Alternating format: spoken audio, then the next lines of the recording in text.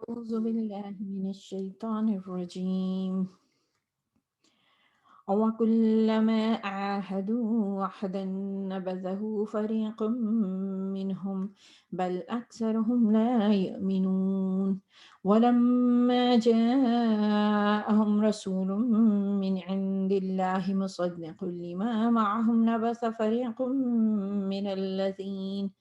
فريق من الذين أوتوا الكتاب كتاب الله وراء ظهورهم كأنهم لا يعلمون واتبعوا ما تتلو الشياطين على ملك سليمان وما كفر سليمان ولكن الشياطين كفروا يعلمون الناس السحر وما أنزل على الملكين ببابل هاروت وماروت وما يعلمان من أحد حتى يقولا إنما نحن فتنة فلا تكفر ويتعلمون منهما ما يفرقون به بين المرء والزوج وما هم بضارين به من أحد إلا بإذن الله ويتعلمون ما يضرهم ولا ينفعهم ولقد علموا لمن اشتراه ما له في الآخرة من خلاق ولبئس ما شروا به أنفسهم لو كانوا يعلمون.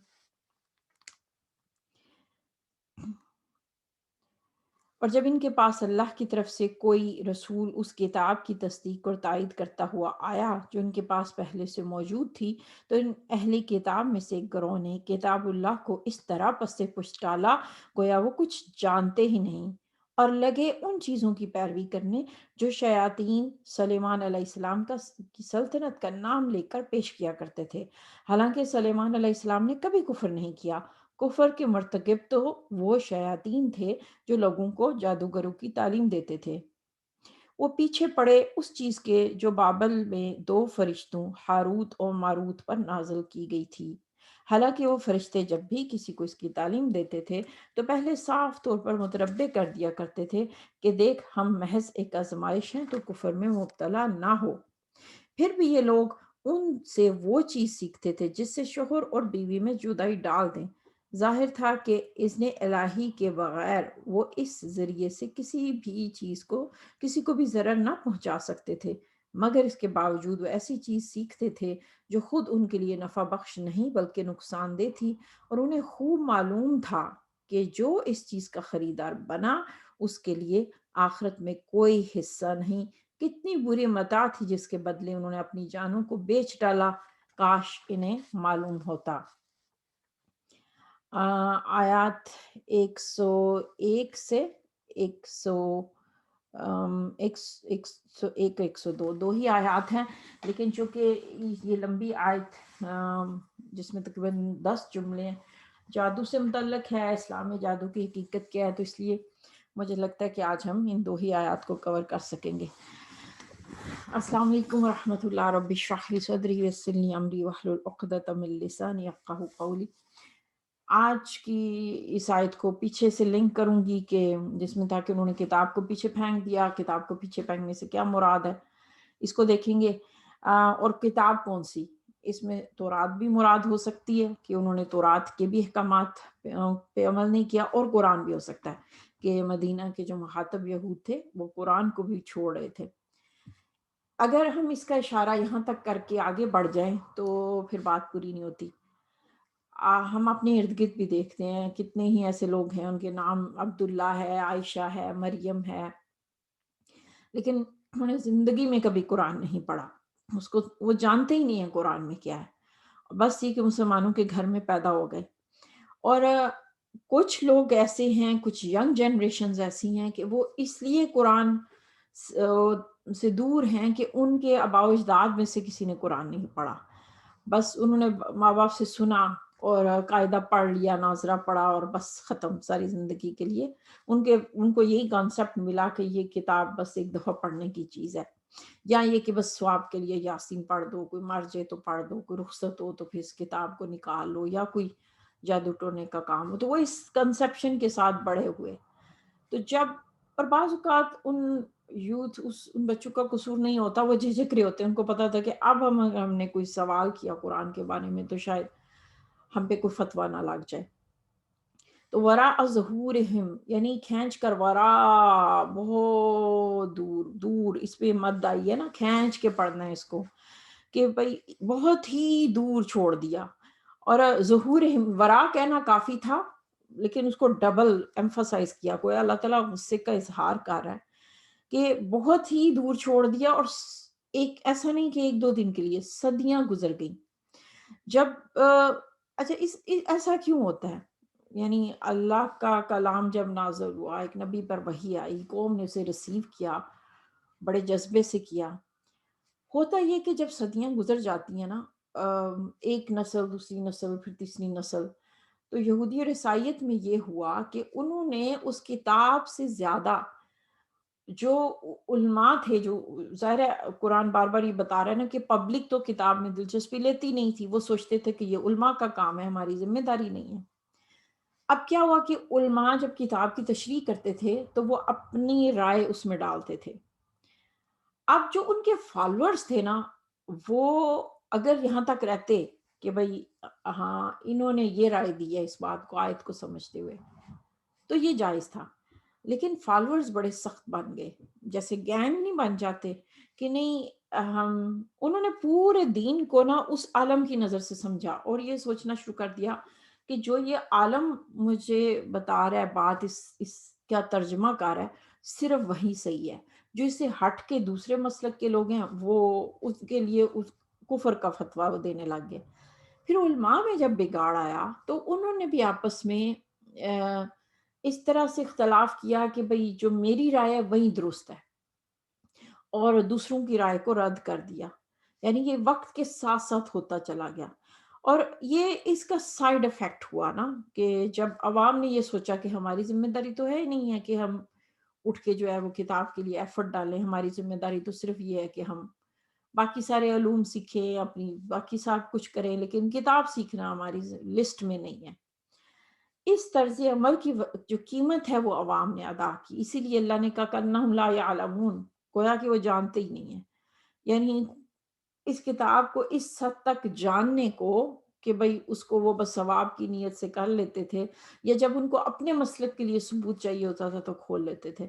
تو اس کو اللہ تعالیٰ کہہ رہے ہیں کہ گویا وہ جانتے ہی نہیں ہیں. تو میں بات کر رہی ہوں یہودیت عیسائیت کے صدیاں گزر جانے پر ان کے اندر کس طرح اور کیا بگاڑ آیا. کیا ڈز دس رنگ بیلز ٹو یو؟ کیا کچھ چیز فیملیئر لگ رہی ہے؟ ہمارے ہاں تو ایسے نہیں ہوتا الحمدللہ. ہم آج کے دور کے مسلمان تو بہت اچھے ہیں.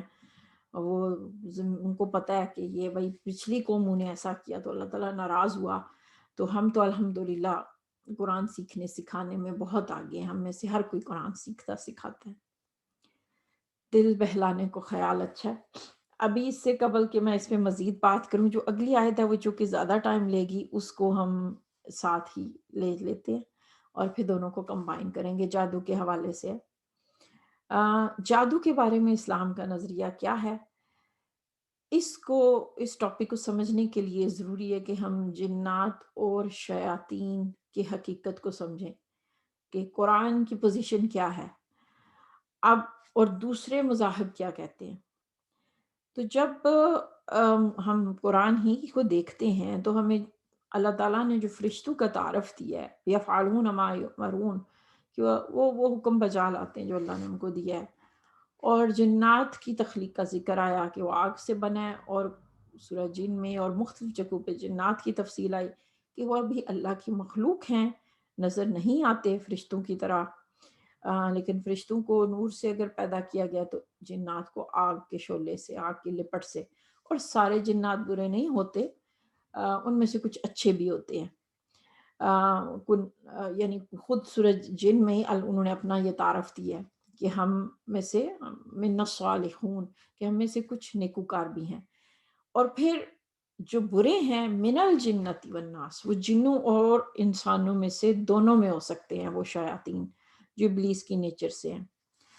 اب دوسرے یہ تو ہماری پوزیشن ہے. اگر آپ دوسرے مذاہب کو دیکھیں، یہودیت عیسائیت میں، بالخصوص یہودیوں، بلکہ دونوں مذاہب اور دوسرے مذاہب نے کیا کیا کہ جنات اور فرشتوں کو وہ لوگ فرق نہیں کرتے، وہ اکٹھا سمجھ لیتے ہیں، وہ سوچتے ہیں کہ ایک ہی مخلوق ہے.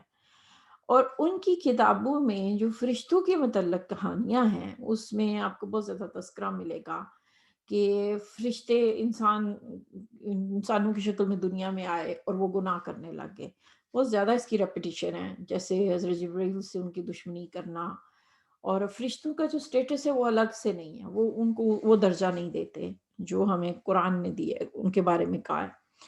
اب وہ ان کو خدا کی بیٹیاں، خدا کے بیٹے بھی مانتے تھے. کچھ اور مذاہب میں بھی یہ ہے فرشتوں کو اللہ کی بیٹیاں قرار دینا. اب اس میں وہ کیا، چونکہ انہوں نے ان سب کو ایک جیسا سمجھ لیا، تو وہ جو شیاطین، جیسے ہم یہ کہہ رہے ہیں کہ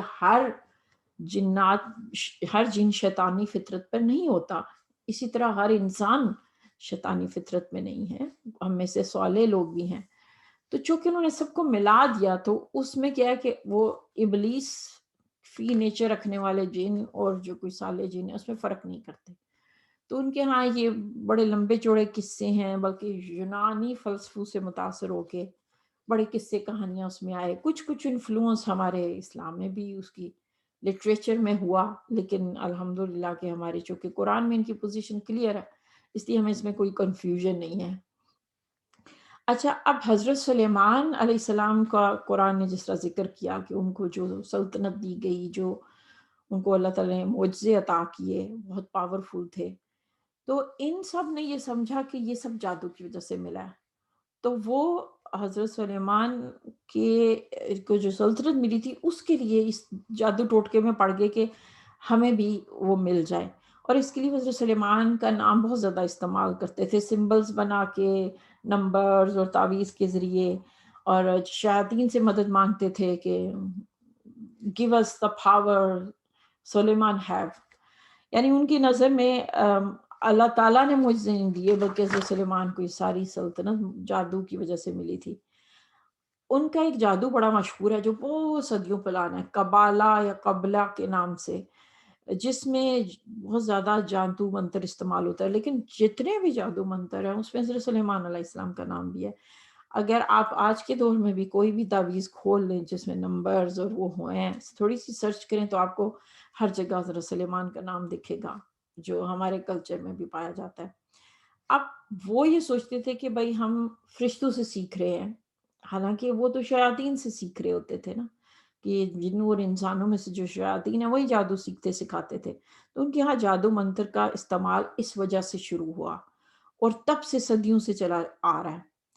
اب چونکہ اسی چیز کا انفلوئنس ان کی کتابوں میں ہے، کتابوں میں بھی جو قصے آئے ہیں بالخصوص ہاروت اور ماروت کے بارے میں کہ یہ فرشتے تھے لیکن دنیا میں آ کے انسانوں کی طرح انہوں نے سارے گناہ کیے، قتل و غارت تک کر ڈالی، تو اللہ تعالیٰ نے ان کو اوپر بلانے سے انکار کر دیا. اب اس کے لیے وہ ہاروت ماروت کا قصہ اس طرح بیان کرتے. اسلام میں جادو کی حقیقت کیا ہے، اس میں دو ہی رائے ہیں جو علماء جس نے زیادہ تر جو اپنائی ہے. ایک کی یہ کہ ایک رائے یہ ہے کہ ہاں اس کا اثر ہوتا ہے اور جنات سے مدد لیتی ہے، مدد لے کر تو لوگ جادو کرتے ہیں. اور وہ لوگ اس بات کی رائے دیتے ہیں کہ نبی صلی اللہ علیہ وسلم پہ بھی اثر ہوا تھا، اگرچہ کہ اس چیز کا بہت زیادہ ثبوت نہیں ہے. یعنی جو لوگ یہ رائے رکھتے ہیں ان کے پاس بہت زیادہ اتھینٹسٹی نہیں ہے، کیونکہ دوسرا گروہ پھر اس کو اپوز کرتا ہے علماء کا کہ نبی صلی اللہ علیہ وسلم چونکہ قرآن بہت ہی طاقتور ہے، تو نبی صلی اللہ علیہ وسلم پہ چونکہ قرآن کی ان کے دل پر تھا اور وہی کو اتنی پروٹیکشن دی گئی، تو اس لیے ان پہ اس جادو نہیں اثر کر سکتا. اور دوسری رائے یہ ہے کہ جادو نام کی کوئی چیز نہیں ہے،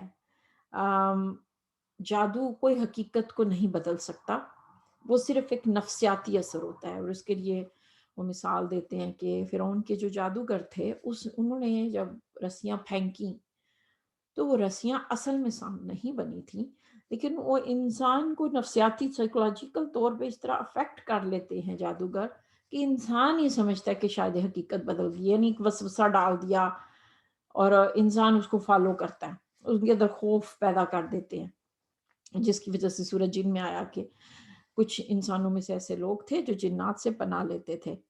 اب یعنی اس کے لیے لفظ جادو یوز ہوتا ہے، لیکن اصل میں تو یہ جادو نہیں ہے نا. جادو تو کہتے ہیں کہ کوئی چیز انہونی ہو جائے، تو کرتب ہے.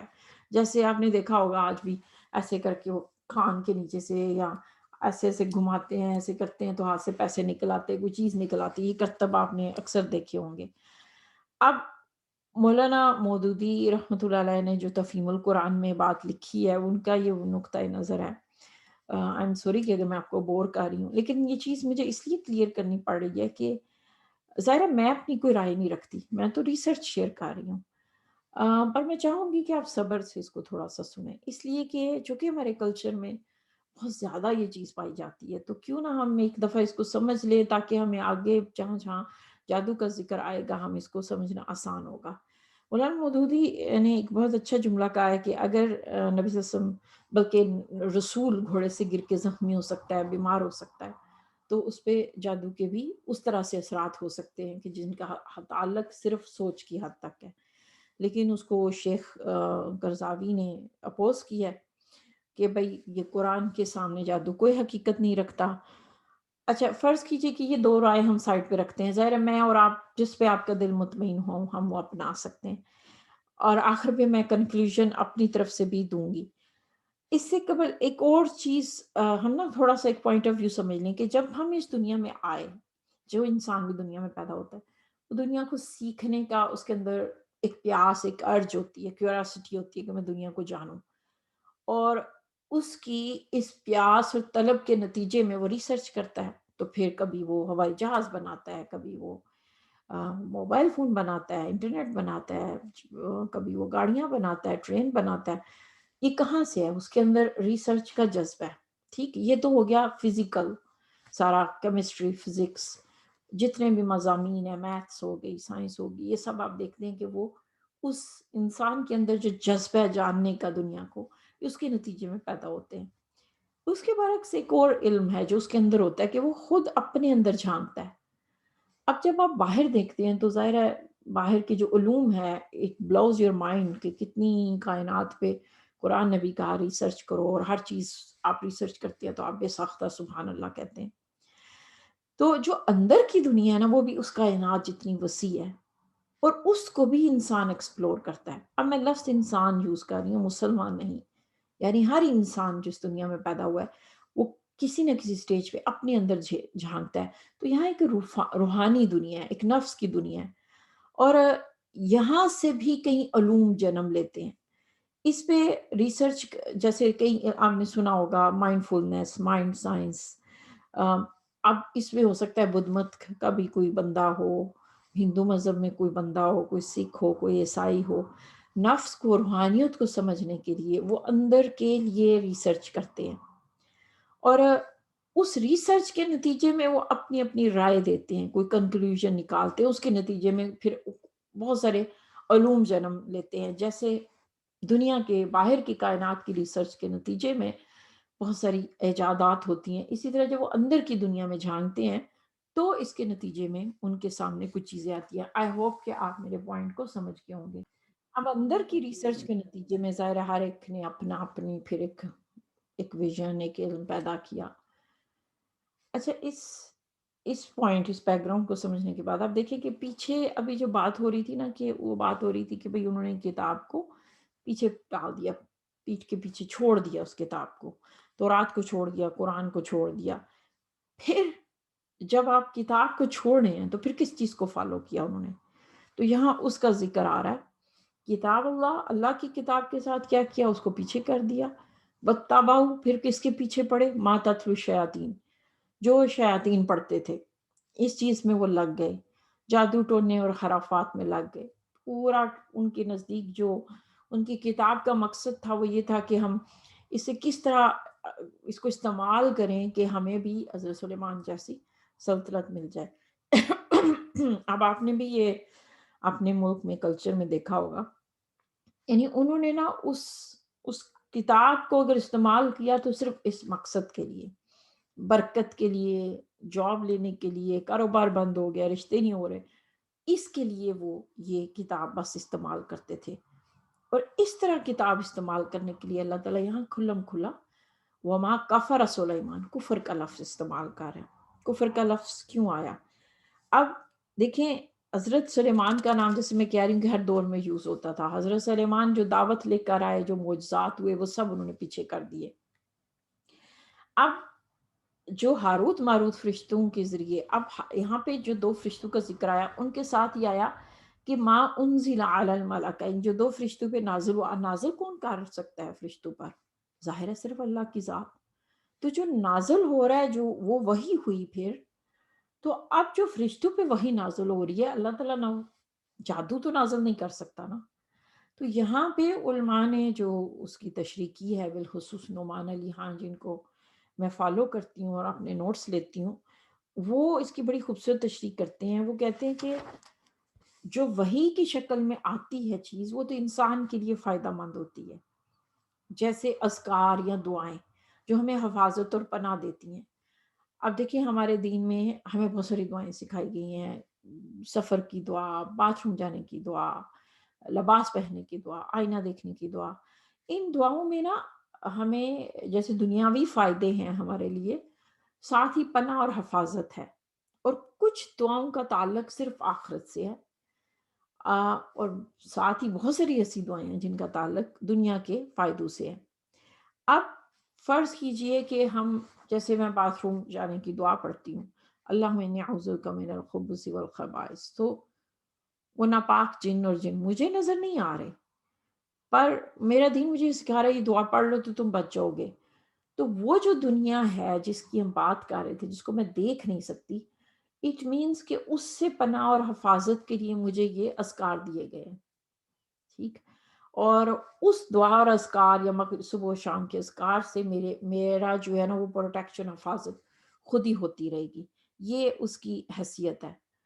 اب یہ لوگ کیا کرتے تھے کہ شیاطین سے جادو سیکھتے، یعنی وہ جو غلط طریقے سے جادو منتر ٹوٹ کے جو شیاطین کو سکھاتے، اس کے سیکھنے کے نتیجے میں ان کی زندگی حرام ہو جاتی۔ ظاہر ہے جس کی زندگی میں بھی جادو داخل ہوگا، اس کا ایمان تو رخصت ہو جائے گا، پھر اس کے نتیجے میں اس کو مسائل پیدا ہوں گے۔ اس کے لیے پھر وہ فرشتوں کے پاس آتے تھے کہ اب ہمیں کوئی اذکار سکھا دو۔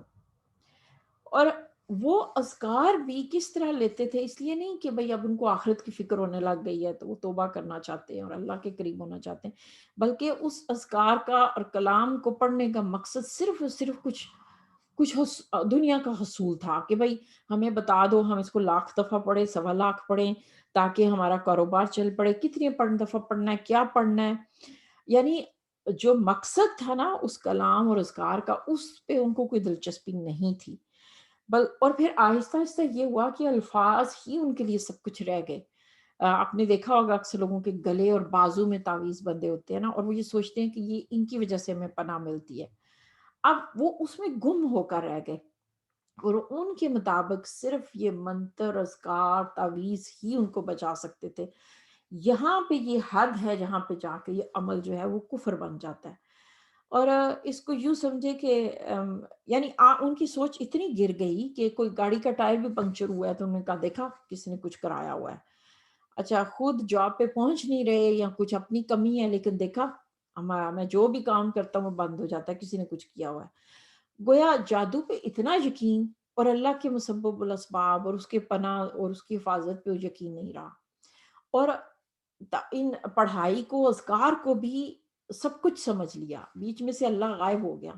یعنی اس ایکسٹریم تک چلا جانا کہ میں جو ہوں جب تک ہر عمل کے لیے یہ اتنی دفعہ پڑھائی نہ کر لوں میرا کام نہیں ہوتا، بیچ میں اللہ پہ ایمان اور توکل چلا گیا۔ یہ علم ان کے لیے فتنہ بن گیا، یعنی جو اچھا علم تھا۔ یہ ایسے ہی ہے کہ جیسے اگر آج کے زمانے میں کوئی حرکت کرے تو ہم اس کو بیوقوف کہیں گے، اور وہ انسانوں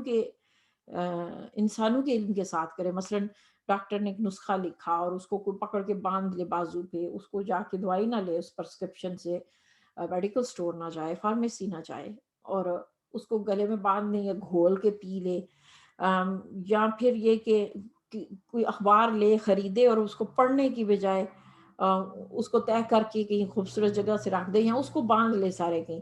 میں بات کر رہی ہوں انسانوں کی کلام، انسانوں کے الفاظ کے ساتھ یوں کرے تو ہم اس کو بالکل بیوقوف سمجھیں گے. اور یہی رویہ اللہ کے اذکار، اللہ کے کلام کے ساتھ کوئی کرے تو پھر اللہ اس چیز کو کفر کہہ رہا ہے. کیونکہ قرآن اور اللہ کے کلام کا مقصد کیا تھا؟ ہدی للمتقین لعلکم تعقلون، کہ بھئی تم نے اس سے ہدایت لینی ہے. اور ہدایت لینے کے لیے جیسے دیکھیں میں بار بار ایک جملہ کہتی ہوں نا کہ ہمارے اندر شوق پیدا ہوتا ہے کہ ہم ہدایت لیں اور ایک سٹیپ ہم اٹھاتے ہیں قرآن کی طرف، لیکن پتہ نہیں کیا بات ہے کہ تجوید پہ آگے رک جاتے ہیں. تو آپ سوچیں تجوید کا مقصد کیا ہے؟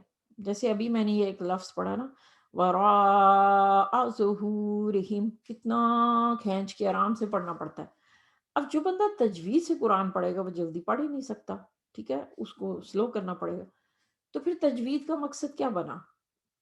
یعنی قرآن آہستہ کیوں پڑھنا ہے؟ کہ بھئی جتنا آہستہ پڑھو گے، وراء کہنے کی بجائے جب وراء کہو گے تو تمہیں سوچنے کا موقع ملے گا کہ اس لفظ کو کیوں کہا گیا کھینچ کے پڑھو.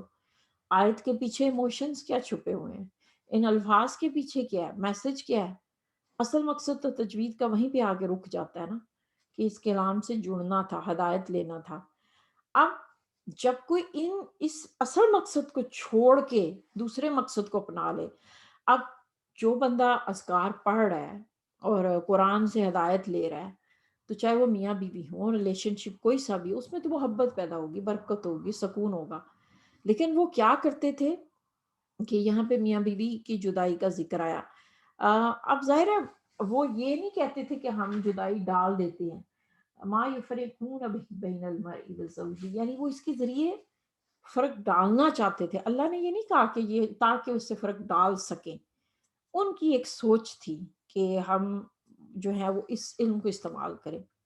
اب وہ کیسے کرتے تھے کہ وہ سوچتے تھے کہ اگر یہ اذکار پڑھنے سے حفاظت اور پناہ ملتی ہے، تو اگر ہم اس الفاظ اذکار کو الٹا استعمال کریں تو مطلب کس کا اثر بھی الٹا ہوگا.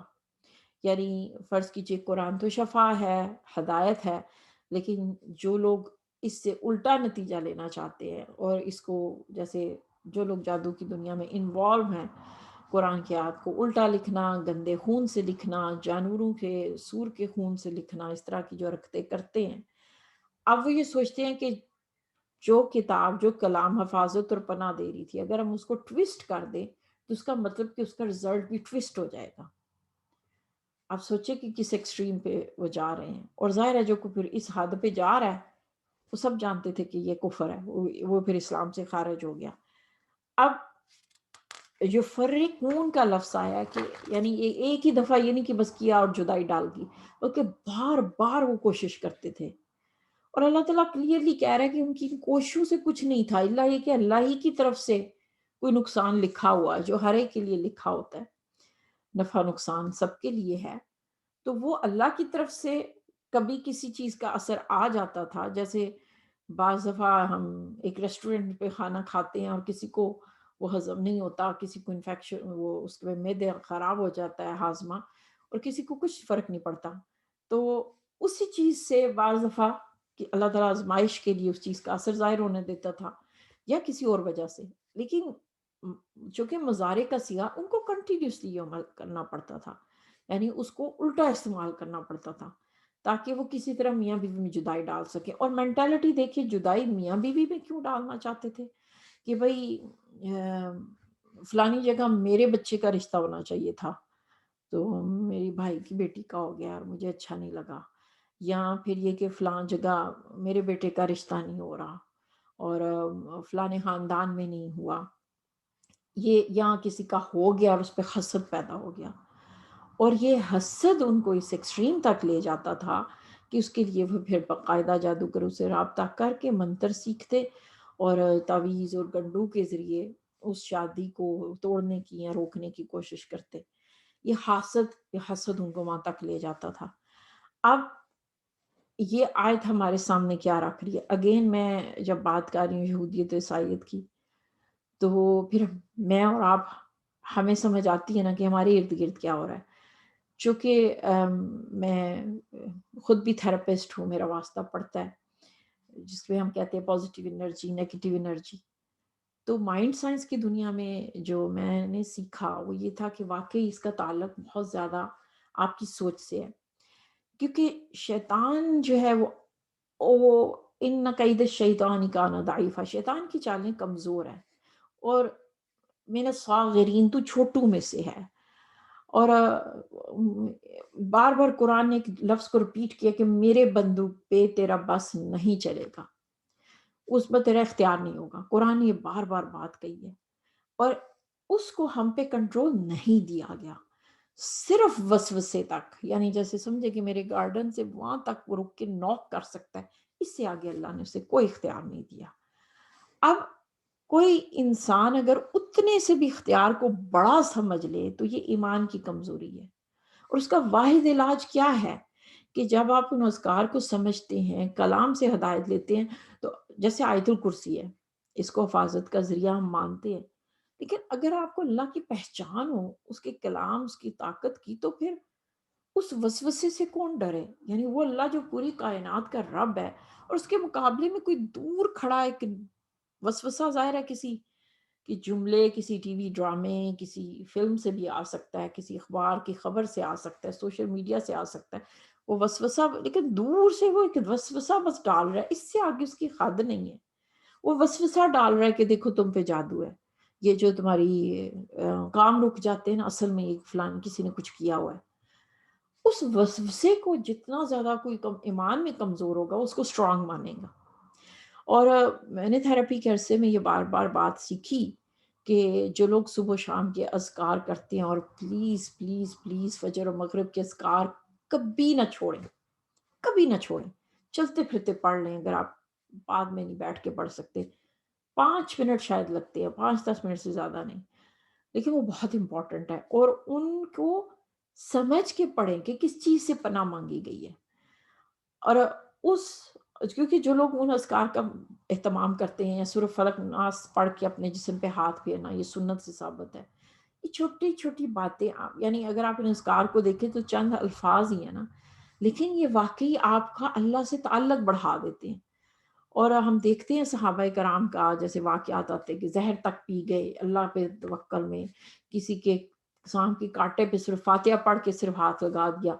تو یہ کیا تھا؟ اللہ کے کلام پہ جب آپ کا کنیکشن زیادہ ہوتا ہے تو آپ کا ایمان بڑھتا ہے، اور آپ ان وسوسوں سے اتنی افیکٹ نہیں ہوتے.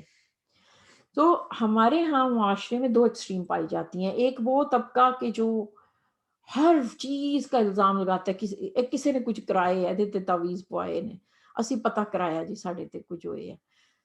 اچھا، خود جن لوگوں نے بھی یہ جملہ کہا ہے، میں نے ان کو کبھی قرآن کے ساتھ تعلق پیدا کرتے نہیں دیکھا. ہر وہ گھرانہ جس میں جادو زیادہ ہے، میں نہیں سمجھتی کہ وہاں پہ کسی نے قرآن کو سمجھنے کی کوشش کی ہے. سورہ بقرہ پڑھنے سے کہا گیا کہ شیاطین دور ہوتے ہیں، لیکن سورہ بقرہ کو آپ نے پڑھنا ہے تو کس طرح پڑھنا ہے؟ دیکھیں تو صحیح نا وہ کیا کہہ رہی ہے. یعنی وہی بات، دوائی کے نسخے کو صرف گھول کے تو نہیں نہ پینا، دیکھنا ہے نا کہ ڈاکٹر نے ہدایات کیا دی ہیں. قرآن یہ کہتا ہے تم مجھے میرا حق دو تو میں تمہاری حفاظت کروں گا. یہ قرآن کا یعنی ان ریٹرن ایک وعدہ ہے. تو یا پھر یوں سمجھے کہ کہیں آپ کو جاب ملے اور آپ کو کوئی کہے کہ بھائی دیکھیں آپ بہن، اگر آپ اتنے سے اتنے بجے تک کام کریں آپ کو تنخواہ تو ملے گی، ساتھ ہی ہم آپ کو ایکسٹرا بونس، انشورنس اور کچھ بہت ساری چیزیں دیں گے.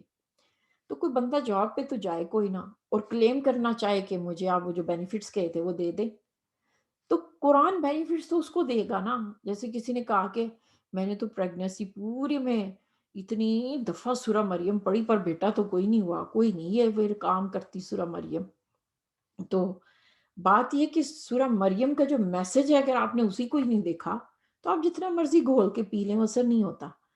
تو پوائنٹ ٹو دا پوائنٹ کہاں بات آ کے رک رہی ہے کہ اگر آپ کو لگتا ہے کہ بھئی ہاں آپ پہ کچھ ہیں اثرات، تو پھر ایمان کی فوکس کریں، جادو کا توڑ خود ہی ہو جائے گا.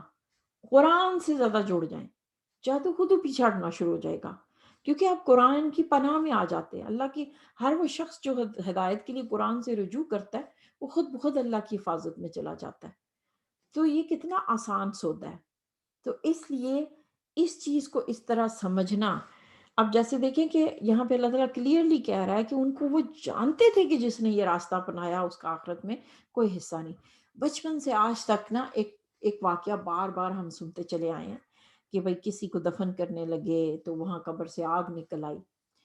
تو میری ذاتی رائے یہ ہے کہ اللہ تعالیٰ مرنے کے بعد پردے رکھتا ہے نا، مردے کے کھولتا نہیں ہے، اور ہمیں بھی حکم ہے کہ اس کو غسل دو، اس کے عیب چھپاؤ، غسل بھی پردے کے ساتھ دو، اور جتنا ہو سکے اس کو کور اپ کرنے کی کوشش کرو. تو اب کسی کا موت کے وقت انسانوں کو دکھا دیا جائے تو اس کا مطلب کہ اس کے پیچھے کوئی ریزن ہوتی ہے. پھر اللہ تعالیٰ چاہ رہا ہوتا ہے کہ ہم ریسرچ کریں کہ کیوں اس نے ایسا کیا کیا کہ اس کا عذاب دنیا میں بھی دکھا دیا گیا. یعنی اللہ تعالیٰ اتنا غصے ہے. تو مجھے جو اپنی ریسرچ سے بات پتہ چلی تھی کہ یہ لوگ عموماً جادوگر ہوتے تھے، جادو اس طرح کے کام کرنے والے. اور جادوگروں کے بارے میں تو قرآن نے صاف کہا کہ جادو کا کامیاب نہیں ہو سکتے ہے سوتا جہاں سے مرضی آ جائے. اور جادو کا تعلق صرف اسلام سے نہیں ہے، ہر مذہب میں ہے. جیسے اکثر لوگ کہتے ہیں نہیں پاکستان میں سب سے زیادہ، نہیں، ہر سوسائٹی میں ہے. یہودیت میں بہت زیادہ ہے، وہاں تو باقاعدہ جادو کی ایک انڈسٹری ہے. اگر آپ کی نظر سے گزرا ہو کچھ سال پہلے مراکش میں سڑک بنانے کے نتیجے میں ایک قبرستان کی کھدائی ہوئی، تو سمجھ لیں کہ کوئی 1 میل سڑک تھی جس کے اوپر انہوں نے وہ چیزیں جو نکلی قبرستان سے، تصاویر تھیں ان کے اوپر، پتلے نکلے، تعویذ نکلے، سوئیاں لگی ہوئی، وہ پوری سڑک بھر گئی نا. گورنمنٹ نے وہ اس کو ڈسپلے پہ رکھا ہوا تھا، اس کے تصاویر لی گئی. یعنی ان کو دیکھ کے نا جیسے بندے کو وامٹ کرنے کو دل کرتا ہے، اتنی گھناؤنی اور بھیانک تصویریں تھی، ڈسکسٹنگ. تو یہ ایک قبرستان کی بات کر رہی ہوں. تو اگر مختلف ممالک کے کھودے جائیں تو ایسا تو نہیں ہے کہ شیطان صرف پاکستان رہتا ہے اور اس کو ویزا نہیں ملتا تو وہ یورپ نہیں آ سکتا، یا امریکہ نہیں جاتا، یا افریقہ نہیں جاتا. یہ میں نہیں اسے ایگری کرتی کہ صرف پاکستانی سوسائٹی میں. ہاں پاکستانی معاشرے میں ہے، اور ہر معاشرے میں ہے، اور ہمارے معاشرے میں چونکہ ہماری اپروچ ایکسپوجر اپنے کلچر سے ہے تو اس کے بارے میں ہم یہ دعویٰ سے کہہ سکتے ہیں کہ ہاں اس میں وہی طبقہ اس میں زیادہ انوالو ہے جس کا اللہ کے کلام سے تعلق نہیں ہے. ایسے جو پیر اور بیٹھے ہوئے ہیں ان کی انڈسٹری کو وہی لوگ چلاتے ہیں، اتنا پیسہ وہ لیتے ہیں، اور مزے کی بات خود بھیک مانگ رہے ہوتے ہیں. بھائی تم کیوں نہیں کرتے کہ جادو استعمال کرو، الیکشن جیت لو، پریزیڈنٹ بن جاؤ، پھر مانگتے کیوں ہو لوگوں سے اگر جادو میں کوئی ذرا بھی اثر ہے. اگر آپ کو لگتا ہے کہ آپ کے اوپر ہیں اثرات، اس کا آسان حل ہے کہ قرآن کے ساتھ وقت گزاریں. اس کا ایک سلسلہ ہم نے یہ تھوڑا سا شروع کیا ہے کہ میں کچھ نوٹس سمجھتی سیکھتی ہوں، پھر آپ سے شیئر کر لیتی ہوں. اسی طرح آپ بھی سمجھیں، سیکھیں اور دوسروں سے شیئر کریں. یہ جب تک تعلق قرآن سے نہیں بنے گا، وہ جو کہا گیا، جیسے کہا نا آپ جاب کریں تو سائڈ پہ بینیفٹس ملیں گے، تو جب آپ مقصد یہ رکھیں گے تو پھر وہ ایک ایک لفظ پہ 10 نیکیاں، وہ ایک ایکسٹرا بونس ہے آپ کے لیے، مقصد نہیں ہے. تو اس لیے مقصد ہدایت ہے، اور جب یہ مقصد ہٹے گا تو اللہ تعالیٰ نے خود یہودیوں کو کہا کہ کمثل الحمار، ان کی مثال گدھے کی جیسی ہے جس کے اوپر کتابیں لاد دی گئی ہیں، ان کو پتہ ہی نہیں ہے کہ وہ کیا ہے. تو جب کتاب کا علم ہو لیکن اس کو غلط استعمال کیا جائے تو اس کے لیے لفظ کفر استعمال ہوا ہے. اب سورہ بقرہ، سورہ فلق، سورہ ناس، وہ شام کے اذکار، اگین جب ہم ان سے تعلق بنائیں گے تو خود ہمیں اس کی اللہ تعالیٰ کی پناہ اور حفاظت میں آ جائیں گے. اللہ کا وعدہ ہے، اور اللہ کی طاقت اور اس کی شان اور اس کی عظمت پہ ایک مسلمان کیسے شک کر سکتا ہے. یعنی پھر واقعی وہاں سے تو ایمان چلا گیا نا، کہ اگر کوئی اللہ سے زیادہ طاقتور کسی اور چیز کو سمجھ رہا ہے، جادو کو یا کسی اور چیز کو، تو فرض کیجئے ہمارے کلچر میں اگر اس کو مان بھی لیں کہ بھائی جادو کے اثرات ہوتے ہیں، اور پھر اس کا توڑ یہی ہے نا. لیکن having said that میں یہ کہوں گی کہ زیادہ اس میں بہت سارے کیسز جو ہیں جب گھر کے ماحول میں سٹریس ہو، ٹینشن ہو، ماں باپ کی لڑائیاں ہو رہی ہوں، تو وہاں کسی تعویذ گھنٹے کی ضرورت نہیں ہوتے. بچے ویسے ہی ان پہ اوپر سائیکولوجیکلی ڈیمیج ہونا شروع ہو جاتا ہے، چاہے ان پہ کوئی جادو نہ کرے. ان کے جب سٹریس ہوگا تو وہ کاروبار کیسے کریں گے، وہ اچھی بیوی اچھا شوہر کیسے بنیں گے. تو ہر چیز کا سرا اس سے نہیں ہے. اور اگر آپ کو لگتا ہے کہ بھئی کسی نے کچھ کیا ہوا ہے تو پھر اس کا توڑ یہی ہے کہ اس کلام سے اپنا تعلق جوڑے، وہ والا تعلق جس کا تعلق صرف منتر اور جھاڑ پھونک سے نہ ہو، جادو کے توڑ کی نیت سے نہ ہو، صرف بیٹی کی رخصتی کے وقت سے نہ ہو۔ مزے کی بات، جادو کے لیے آج تک جادو جس بھی جگہ استعمال ہوا ہے وہ صرف دنیا کے لیے ہوتا ہے، یعنی اس کے سیلف ایگزام۔ آپ نے کبھی کسی سے سنا نہیں ہوگا کہ تعویذ کرنا ہے تاکہ میری آخرت سمر جائے یا میرا اللہ سے تعلق بڑھ جائے۔ جادو کا مقصد صرف اور صرف دنیاوی ہے، اور دنیاوی مقاصد کے لیے جب یہ غلط راستے اپنائے جائیں گے تو اس میں اللہ کی برکت اور مدد کیسے آئے گی؟ اور جیسے لوگوں نے وہ لوہے قلم تختیاں لکھ کے لگائی ہوتی ہیں، اور بلکہ ایک ہندو عورت کو دیکھا گیا کہ اپنے ہینڈ بیگ کے آیت الکرسی رکھتی ہے، تو اس سے پوچھا گیا کہ تمہیں پتہ ہے یہ کیا ہے؟ کہتی ہے یہ نا یہ ہے مسلمانوں کا ornament ہے، تو یہ بڑا، میں اس کو ہر جگہ جاتی ہوں تو ساتھ رکھتی ہوں، اس سے میرے نا برکت ہوتی ہے۔ اس کو کچھ پتہ نہیں تھا یہ کیا ہے، لیکن یہ کہ اس کو لگا کہ یہ مسلمانوں کا کوئی منتر ہے، تو چلو ہم بھی لگے ہاتھ تو استعمال کر لیتے ہیں۔ تو اللہ کرے کہ ہمارا تعلق قرآن سے وہ نہ ہو، اور اللہ اپنی حفاظت اور پناہ میں رکھے ہر طرح کی شیاطین سے، ان کے شر سے، اور ہمیں اپنی پناہ اور حفاظت میں لے لے۔ اللہم اجعل القرآن ربیع قلبی ونور صدری وجلاء حزنی وذہاب ہمی وغمی۔ السلام علیکم۔